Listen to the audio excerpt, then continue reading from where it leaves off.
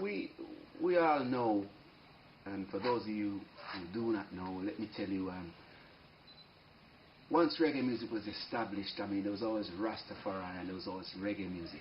And many people today will associate Rastafari with reggae because that's how it was introduced to them in the first place. But it was not necessarily so. But the likes of Bob Marley and many others have made it so simply because it was the style of music that was current on the island at the time, and it was we as black people, whether we're in Africa, whether we're in the various parts of the Caribbean and South America, have always taken music very close to heart. I've always associated music as our message. You know, it's there in the drums, and so it was there in the drums of the Rastaman, who had their order of Nyabingi, which was the vehicle initially for the Rastafarian culture. You know, it was the actual beating of the fundi and the kete drums by the elders and the younger ones of Rastafarian, and they are the ones who were uttering their displeasure for Babylon and the chanting down of Babylon using the Nyabingi order and the music. But reggae became a popular music on the island, and to me it made perfect sense to have the music spread and have the word of Rastafarian spread through the music. And I think it has been the betterment to an extent for Rastafari. I say this simply because once the world saw and respected the culture of Rastafari, you find that the pressure of being a Rastaman in Jamaica eased off immensely for that reason. They too were gaining momentum when it came to respect and came to admiration and came to people want to know the philosophy behind such a primitive looking type of ideology and kind of appearance that goes with it.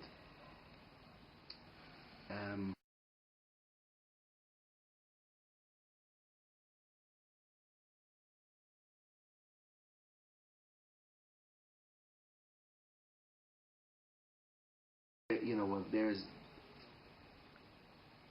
a huge mass of, you know, when it comes to the population of the earth who have gravitated towards reggae music will not understand the messages of Rastafari and the content of which it's about. To the point where we know that there's people wearing a lot of red, green and gold, not really knowing what it stands for. You know, not many people even realize or recognize or even care that it really stands for the Ethiopian flag and the whole idea of being liberated as you know, where the colors have symbolic representations when it comes to, you know, what it's about. But the thing is, all right, it's gone commercial, it's gone watered down in those kind of ways where people have gravitated towards it and don't really care about the sentiment. They're all about listening to the rhythm of it and listening to the beat and wearing the colors. But I think for every 100 people that have adopted that in its commercial sense, there's one person that will take it literally and serious.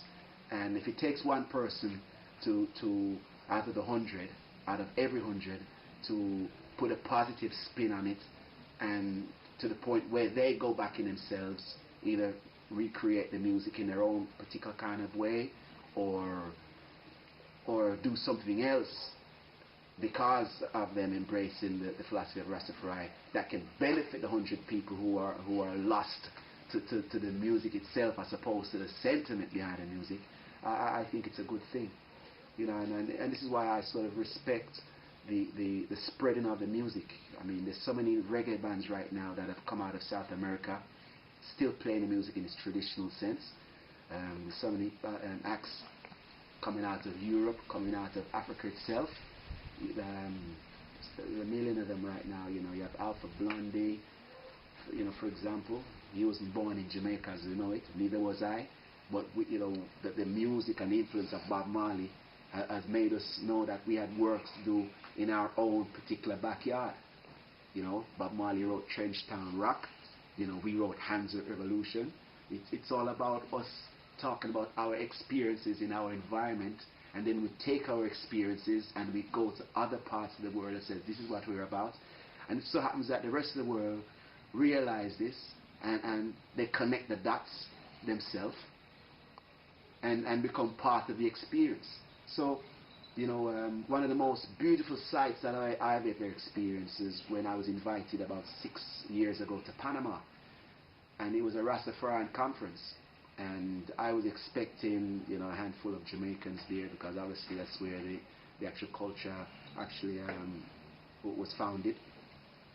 And maybe one or two dreads from Trinidad and other English-speaking islands, only to find that there were Rastafarians from so many different countries.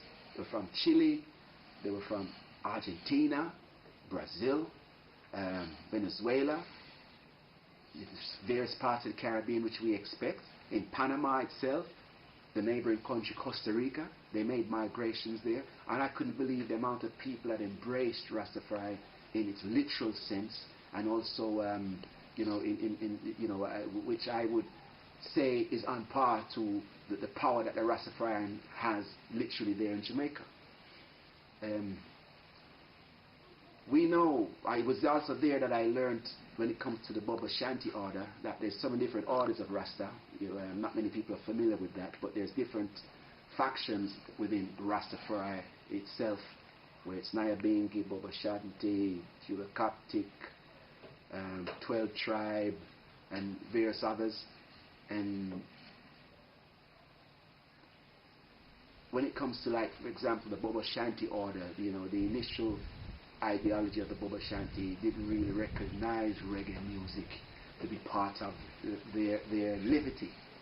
And, you know, it was when Prince Emmanuel, who was the elder and the main figurehead of the Bubba Shanti order of the Rastafarian establishment, when he actually passed, you find out a lot of Bubba Shanti artists that started to establish themselves within the music itself. They took on board using what they've experienced as a bubble within the music, and as a reason for that, when reggae and the roots aspect of reggae and dancehall was perceived as dead or dying, up came this brand new generation with the Sizzlers, the Capletons, and, you know, Turbulences, and, you know, the Anthony B's of the Bubba Shanti orders that came and sort of bring a brand new experience of what, you know, of the suffering, you know, the awareness of suffering,